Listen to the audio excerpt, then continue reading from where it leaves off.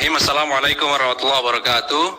Selamat sore teman-teman semuanya. Terima kasih kehadiran pada sore hari ini. Kami KPK akan mengumumkan sekaligus melakukan penahanan terhadap tersangka atas dugaan penerimaan gratifikasi terkait dengan pemeriksaan perpajakan pada Direktorat Jenderal Pajak Kementerian Keuangan yang saya kira teman-teman juga sudah tahu karena kami sudah menyampaikan bahwa KPK saat ini sedang melakukan kegiatan penyidikan, meningkatkan dari penyelidikan menjadi penyidikan terkait dengan perkara dimaksud.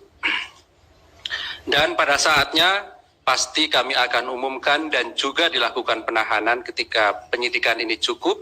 Oleh karena itu tadi pagi juga sudah kami sampaikan hari ini penyidik memanggil dan memeriksa tersangka sekaligus juga melakukan penahanan yang kemudian kami juga akan sampaikan konstruksi perkara secara singkat, kemudian juga apa yang disita dari proses penyidikan selama ini, termasuk kemudian pasal yang diterapkan.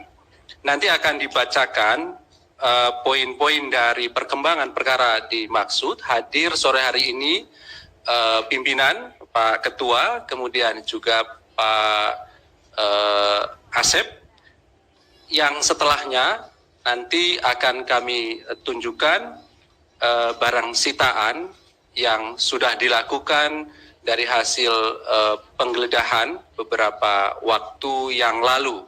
Salah satu di antaranya adalah di rumah atau kediaman dari tersangka dimaksud. Dan setelah itu kemudian kami beri kesempatan kepada teman-teman untuk bertanya terkait dengan perkara ini. Kami berharap kita fokuskan lebih dahulu perkara yang sedang kami sampaikan pengumumannya pada sore hari ini. Dan nanti setelahnya bila ada pertanyaan lain kami juga tentu persilahkan kepada teman-teman. Baik, kami silakan Pak Ketua untuk menyampaikan poin-poin perkembangan dari perkara dimaksud.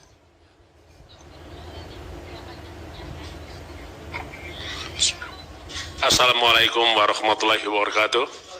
Selamat sore, salam sejahtera untuk kita semua. Om Swastiastu, salam namo buddhaya, salam kebajikan.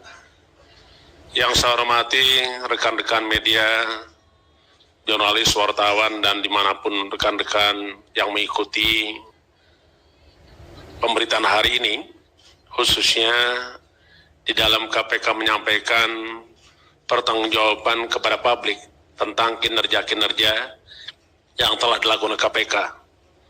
Yang saya hormati juga seluruh anak bangsa dimanapun berada, yang saya cintai, dan mudah-mudahan kita dalam keadaan sehat walafiat, dan kita yang melaksanakan ibadah puasa mendapatkan maghfirah dan barokah serta meningkatkan keimanan dan ketakwaan terhadap Allah SWT. Pada sore hari ini kami ingin menyampaikan perkembangan penanganan perkara dugaan tindak pidana korupsi berupa penerimaan gratifikasi dan atau yang mewakilinya yang dilakukan oleh penyelenggara negara dalam rangka atau terkait dengan pemeriksaan perpajakan pada Direktorat Jenderal Pajak Kementerian Keuangan Republik Indonesia. Hari ini tentu rekan-rekan sudah mengikuti dari beberapa waktu lalu proses yang dilakukan oleh KPK, mulai dari pengumpulan data, informasi, keterangan, dan juga segala hal yang terkait dengan dugaan tindak pidana korupsi, penerimaan gratifikasi. Yang tentunya rekan-rekan bisa mengikuti kembali apa yang telah dilakukan KPK. Berdasarkan laporan masyarakat yang kemudian diolah, ditelaah, dan dilakukan kajian oleh KPK, data-data tersebut menunjukkan ada suatu peristiwa pidana. Dan peristiwa pidana tersebut adalah berupa peristiwa tindak pidana korupsi. Dari hasil penyelidikan, KPK menemukan adanya alat bukti yang cukup, yaitu telah terjadi suatu peristiwa pidana tindak pidana korupsi. Dan KPK terus bekerja keras untuk mengumpulkan bukti-bukti dalam rangka mengungkap terangnya peristiwa pidana tersebut.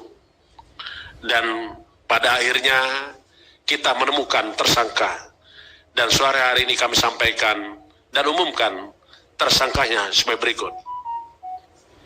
Saudara RAT, pegawai negeri sipil pada Direktorat Jenderal Pajak, Kementerian Keuangan Republik Indonesia, dan selaku penyidik pegawai negeri sipil sejak tahun 2005. Untuk kepentingan penyidikan, tersangka RAT dilakukan penahanan selama 20 hari pertama, terhitung mulai tanggal 3 April 2023 sampai dengan 22 April 2023, yang penahanan dilakukan di Rumah Tahanan Negara KPK pada Gedung Merah Putih. Adapun konstruksi perkara sebagai berikut. RAT resmi diangkat sebagai penyidik pegawai negeri sipil PNS dari tahun 2005. Di antaranya memiliki kewenangan antara lain melakukan penelitian dan pemeriksaan atas temuan perpajakan dari wajib pajak yang tidak sesuai dengan ketentuan. Di tahun 2011, RAT diangkat dalam jabatan selaku Kepala Bidang Pemeriksaan, Penyidikan, dan Penagihan Pajak pada kantor wilayah Direktorat Jenderal Pajak Jawa Timur 1. Dengan jabatannya tersebut, diduga RAT menerima gratifikasi dari beberapa wajib pajak atas pengkondisian berbagai temuan pemeriksaan di bidang perpajakannya. Selain itu, RAT diduga memiliki beberapa usaha, yang satu diantaranya PT AME, yang bergerak dalam bidang konsultasi terkait dengan terkait dengan pembukuan dan perpajakan. Jadi RAT punya pekerjaan yang bergerak di bidang jasa konsultasi terkait dengan pembukuan dan perpajakan.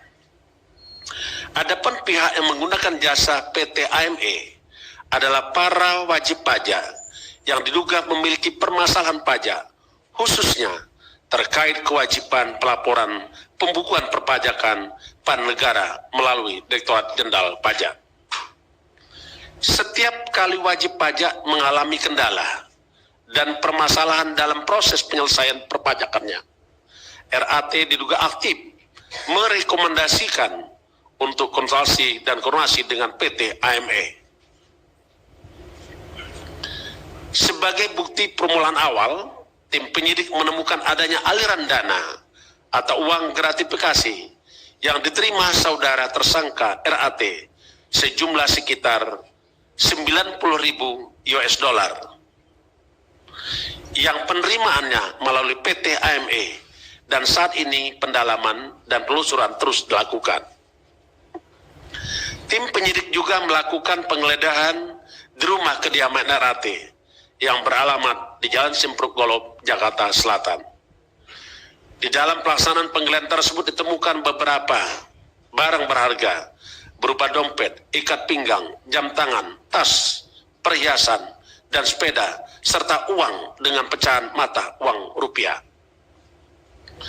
Di samping itu turut diamankan juga sejumlah uang sebesar 32,2 miliar yang disimpan oleh RAT dalam safety deposit box di salah satu bank dalam bentuk pecahan mata uang berupa dolar Amerika Serikat, mata uang dolar Singapura, dan mata uang euro.